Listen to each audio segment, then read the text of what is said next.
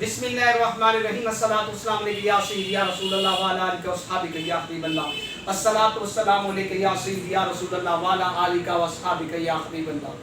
آج جو میں نے بتانا ہے، جو ہم پر میلاد پر فتویٰ لگاتے ہیں کہ بھئی میلاد کہاں پہ لکھا ہے، میلاد منانا شرک ہے۔ ایک جو فتنہ دجال ہے،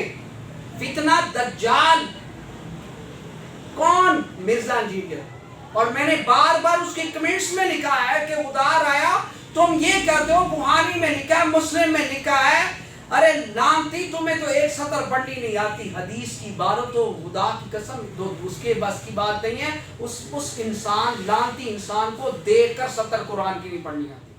اس کو تو دیکھ کر قرآن کی سطر پڑھنی نہیں آتی ہے۔ میں نے کہا ہے مجھے نہ سناؤ، جاؤ کوئی سورۃ یاسین اپنے سامنے رکھو اور دیکھ کر اس کی ویڈیو بنا دو۔ تمہیں تو دیکھ کے قرآن پڑھنا نہیں آتا اور تم نے کیا دین بیان کرنا ہے، اور فلاں مفتی صاحب فلاں مفتی صاحب فلاں مفتی صاحب، اور مفتیوں کی تم گردے ہاتھ پر بھی نہیں پہنچا۔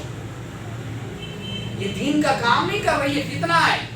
اچھا میلاد میں نانا بھائی پہلے تو بتائیں کہ جو کہتے ہیں نا میلاد کہ یہ بدعت ہے، بدعت کی تعریف تو غلط کرتے ہیں۔ اگر تم یہ بدعت کی تعریف کرتے ہو کہ نئی چیز کو کہتے ہیں، جو چیز نہیں ہے وہ بدعت ہے، تو تم حضور کے دور میں تو تم بھی نہیں تھے،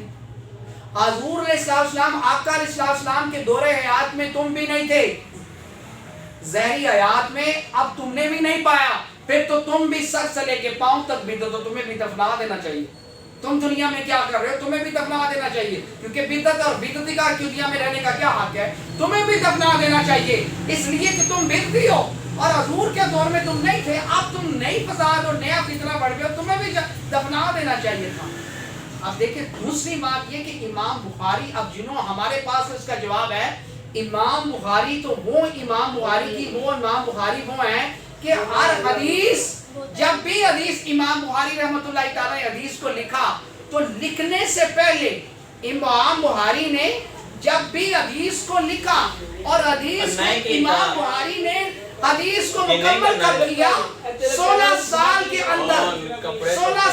اندر امام بخاری نے اس کتاب کو مکمل کیا۔ اب سوال یہ 16 سال میں تو مکمل امام بخاری کی کتاب مکمل ہوئی، لیکن ہر کتاب کے اندر جب بھی کوئی حدیث لکھی ہے تو لکھتے وقت باقاعدہ وضو کیا،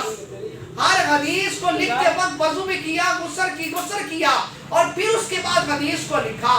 اور ہر حدیث پر غسل کرنا اور پھر اس کے بعد مراقبہ کرنا۔ پھر یہ تو اب تو یہ نئی بدعت ہے، حضور کے دور میں تو ایسا کسی صحابی اور کسی تابعی نے نہیں کیا، تو پھر آپ کیوں کر رہے ہیں؟ پھر تو آپ کو کوئی اور بخاری ڈھونڈ لینی چاہیے، اور امام بخاری کے فتویٰ لگاتے ہو، جاؤ بخاری کوئی اور ڈھونڈو، تمہارا بخاری کوئی اور ہے، ہمارا بخاری یہی ہے، تمہارے نزدیک تو شرک ہے۔ اور غسل فرماتے اور اس کے بعد مراقبہ فرماتے، اور یہ جو باب باندھتے نا امام بخاری نے، یہ جو آپ باب پڑھتے ہیں، کتاب الصلاۃ، کتاب النماز، یہ جو سارے باب پڑھتے ہو، یہ باب بھی جو حدیث کے اندر یہ جو باب باندھے، یہ حضور کے روزے کے سامنے، حضور کی سناریوں جاریوں کے سامنے بیٹھ کر انہیں باب باندھے حدیث کے، کدھر جا رہے ہیں آپ؟ اور امام بخاری نے اپنی ٹوپی میں حضور کے منہ مبارک سیے ہوئے تھے، اور جو کہتے ہیں نا کہ یہ شرک ہے، اور بدبخت ہو تمہیں تو پھر حالم میں لیڈ، تمہاری حدیث کی سند میں صحابیوں کا نام آتا ہے، اور جب تک صحابی کا نام نہ لیا جائے تم حدیث بیان ہی نہیں کر سکتے۔ تو حضرت خالد ولید کو بھی دین سمجھ نہیں آیا، انہوں نے اپنی ٹوپی میں حضور کا زلف ابری کا بال سلح سیا ہوا، تو پھر تمہیں امام بخاری کو کیا حضرت خالد ولید کے بارے میں کیا کہا جائے گا؟ تو یہ بات حقیقت پر مبنی ہے کہ یہ جہالت پر مبنی ہے، حقیقت میں تم لوگوں نے قرآن و حدیث کو